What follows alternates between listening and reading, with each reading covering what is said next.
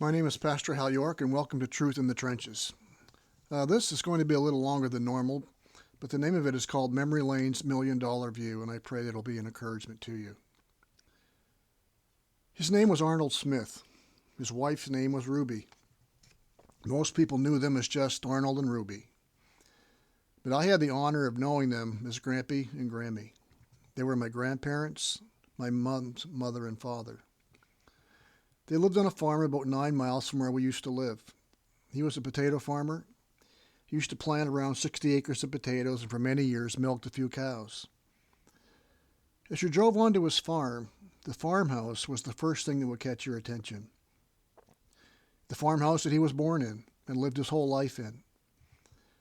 The other attention getter was a big barn, and on that barn was a sign someone had given him years ago. It's a sign he loved to show people. It was displayed prominently on the face of that big barn. And the sign simply read, $1,000,000 View. He loved that sign. My grandfather's farm was situated on one side of a valley, and as you looked across the valley, it was a beautiful view, especially in the fall when the leaves were out. It was indeed a $1,000,000 view. My grandfather was a small farmer by today's standards. He was in some ways the last of his kind. You couldn't live today for the most part with a small farm like that, but he lived a very modest life. He was a quiet man, a gentle man, very soft-spoken. He had one tractor for most of his years on the farm. He eventually got another to add to his fleet towards the end of his farming years. He had one car. To my knowledge, he never owned a pickup. Had one truck that could haul 50 barrels of potatoes and the necessary machinery to take care of the land. I got to go up to their house and spent many, many memorable times on that farm. As a little child, around 7 or 8 years old, I remember laying in bed in the morning and hearing Grampy get up around 4 or 5 o'clock to milk the cows, then come in for breakfast around 7, then go back out around 8:30 to head to the potato field. But there was one particular sound I will never forget. I can still hear it today just like it was yesterday. The sound of that old H Farmall tractor starting up first thing in the morning. It meant one thing. Grampy was going out to work in the field. And if I hurried, I would get to go with him. So I grabbed a quick bite to eat, knowing it took a few minutes to get the machinery hooked up to the tractor, but also not wanting to miss one of my grandmother's delicious breakfasts. Then I'd run out and ask if I could go with him. Well, he was a grandfather, so we had to say yes, and he always did.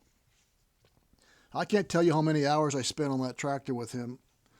There wasn't much room on those old tractor seats. I'm sure it would have been far more comfortable for him to go alone, but he would take me with him every time.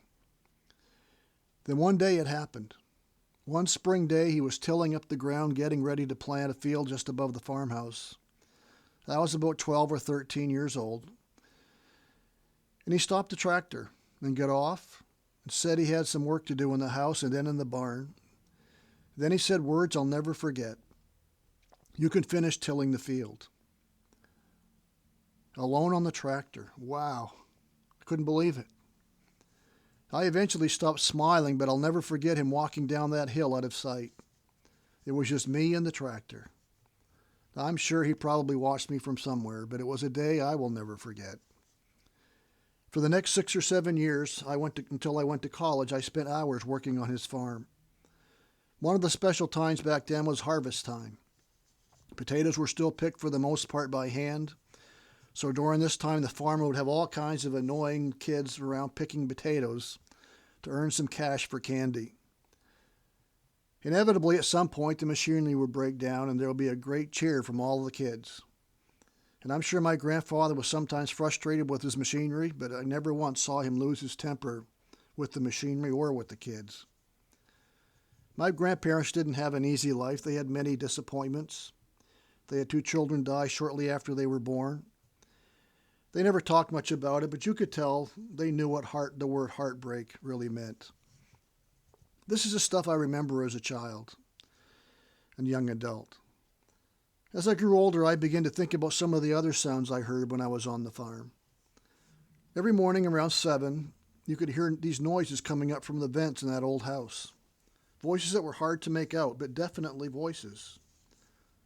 What were they doing down there? So I tiptoed downstairs to see what was going on, and there on their knees were my grandparents praying and reading the Bible. They did this every morning. My grandfather was a farmer, but farming wasn't his life. While people remember my grandfather, when I remember him, it was never for the legacy he left as a farmer. He wasn't trying to leave that kind of legacy. When I remember my grandfather, I remember the kind of man he was. My grandmother for the kind of woman she was. Not the kind of farmers they were. He attended a little Pentecostal church just down the road from their home. He served as a deacon for 50 years. My grandmother played the organ there for 50 years. Even though she couldn't read a note of music, she played all the hymns by ear. Gramps loved that church, and he went just about every time the doors were opened. I'm not sure if he ever taught a Sunday school class or ever preached a sermon. But his home was a place where you would always find young people and young adults, and they were always welcome. I remember at his funeral, one of the former pastors, a young man at the time, standing up and talking about my grandfather.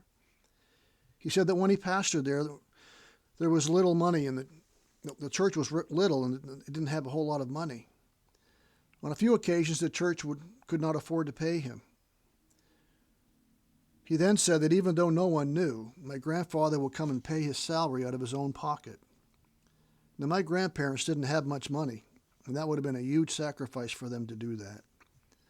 But I remember sitting there hearing this, thinking to myself, wow. You see, my grandfather never sat me down and taught me how to be humble, but he showed me the value of being humble. He never sat me down and taught me how to be generous, but he showed me the value of being generous. He never sat me down and taught me lessons on how to live life in the sight of God, but he showed me the value of living such a life. He never sat me down and taught me the importance of being with God's people and going to church and prayer and Bible study. But he showed me the value of those and all the other things by the way he lived. He impacted hundreds of people simply by being the same person on the farm, in his church, and in his home. No matter where he was or who he was with, he was the same person. After he died, we were going through his clothes, and I was looking through the pockets of one of his jackets and found this letter that was written to him by one of the young people in the church who had grown up around him, picking potatoes on his farm, seeing him in the church, and being in his home.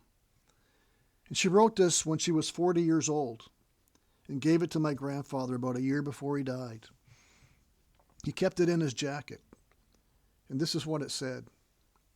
Dear Arnold and Ruby, many times I remember all the things that we have shared, such as ice cream and singing in your home, cutting seed and the time my brother Al and I spent in your barn rolling barrels and picking rocks, and of course all the church activities. It seems to me that you have always been. As a child, I watched you and listened and heard your testimonies. As a preteen, teenager, and young adult, I was molded spiritually by your words, attitudes, actions, love, and prayers. Sometimes we go through life never knowing of the positive influence we've been in another's life. This message is a small attempt to make you aware of how I care for and appreciate you both. Several times when I've questioned, doubted, fallen, and been discouraged, your faces have come before me and been a real uplift and encouragement. It's my desire that I will be able in some small way to influence my world positively, as you two have. I love you. I still have that card in my office. I keep it on my bookshelf. And the reason I keep it is because it reminds me of the power of a life lived in faithfulness to Jesus Christ. My grandparents were not flashy people, but they were faithful people. They loved the Lord, and they loved people. And that love is what drew people to their home. That compassion and caring is what drew people to them as people. They knew they cared. They knew they loved the Lord. And they just set about to be faithful, used for His glory and for the good of others. The reality is, as I look back on my grandparents' life,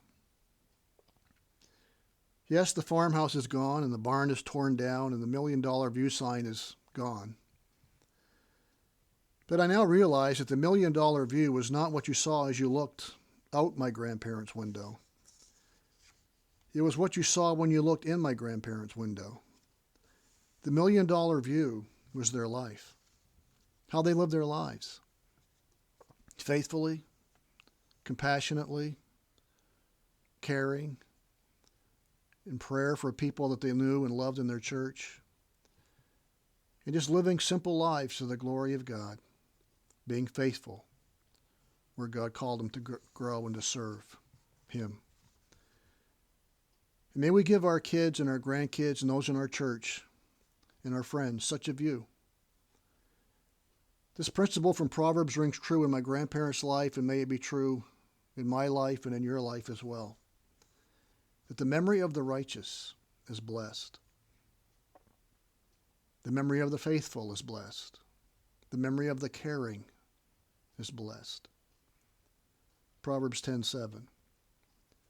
Today I hope this truth will guard you and guide you in the trenches of life so that you may approve what is excellent and so be pure and blameless for the day of Christ, filled with the fruit of righteousness that comes through Jesus Christ to the glory and praise of God.